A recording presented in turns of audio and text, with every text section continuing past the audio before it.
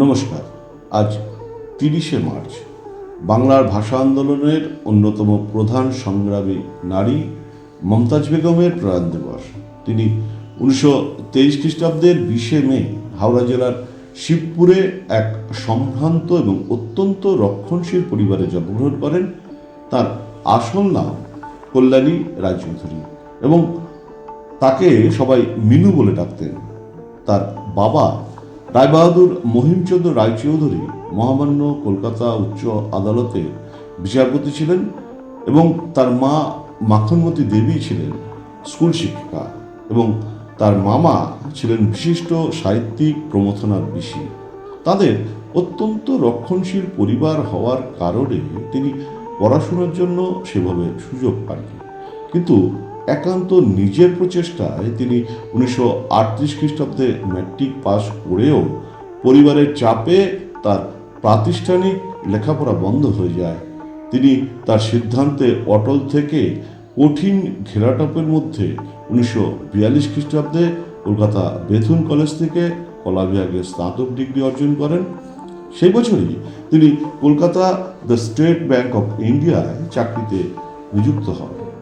১৯৪৪ খ্রিস্টাব্দে তিনি কলকাতার সিভিল সাপ্লাই অফিসের উচ্চপদস্থ কর্মকর্তা আব্দুল মান্নাফকে ভালোবেসে বিবাহ বন্ধনে আবদ্ধ হন এবং ধর্মান্তরিত হয়ে মমতাজ বেগম নাম গ্রহণ করেন।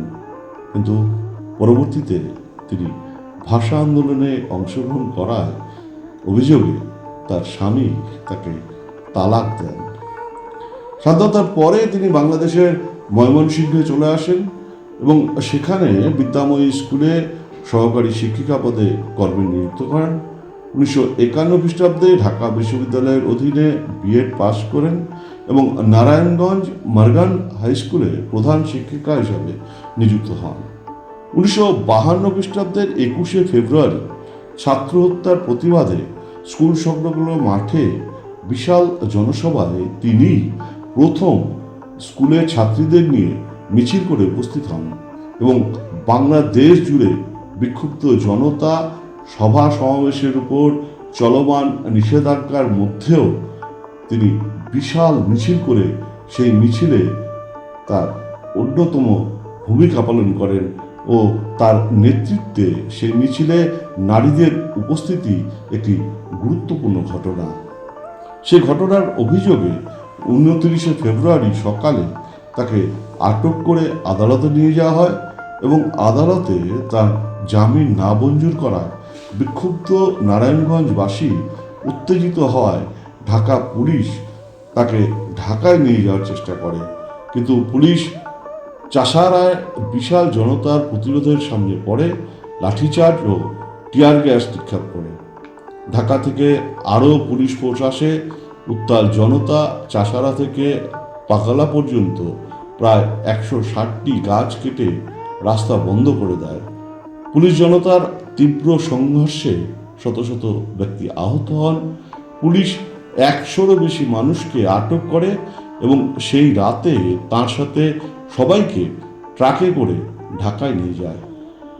সরকার তাকে শর্তাধীন মুক্তি দিতে চাইলে তিনি সেই প্রস্তাব প্রত্যাখ্যান করেন।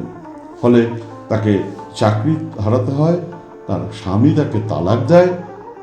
প্রায় ১.৫ বছর কারাবাসের পর তিনি ১৯৫৩ খ্রিস্টাব্দের মে মাসে কারাগার থেকে মুক্তি পান। তারপর দীর্ঘ সময় তিনি একাকী অত্যন্ত দারিদ্রতার মধ্যে অতিবাহিত করেন। ১৯৫৪ খ্রিস্টাব্দে প্রথমে আনন্দময়ী গার্লস স্কুলে এবং পরে আহমদ বাওয়ানি জুট মিল বিদ্যালয়ের প্রধান শিক্ষিকা পদে সংযুক্ত হন। ১৯৫৮ খ্রিস্টাব্দে তিনি education workshop for teachers course সম্পন্ন করেন এবং ১৯৬৩ খ্রিস্টাব্দে এমএ ডিগ্রি অর্জন করেন। শিক্ষা বিস্তারের লক্ষ্যে তিনি শিশু নিকেতন নামে একটি স্কুল প্রতিষ্ঠা করেন। ১৯৬৭ খ্রিস্টাব্দের আজকের দিনে তিনি শেষ নিঃশ্বাস ত্যাগ করেন। ২০১২ খ্রিস্টাব্দে অর্থাৎ ভাষা আন্দোলনের ৬০ বছর পরে বাংলাদেশ সরকার তাকে ২১শে পদকে ভূষিত করে এবং মার্গান হাই স্কুলের সামনের সড়কটির নামকরণ করে ভাষা সৈনিক মমতাজ বেগম সড়ক।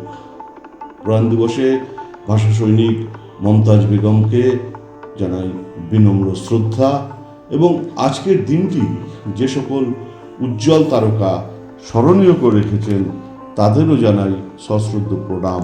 আমার প্রতিদিনের শ্রোতা বন্ধুদের জানাই আন্তরিক ধন্যবাদ। জয় হিন্দ।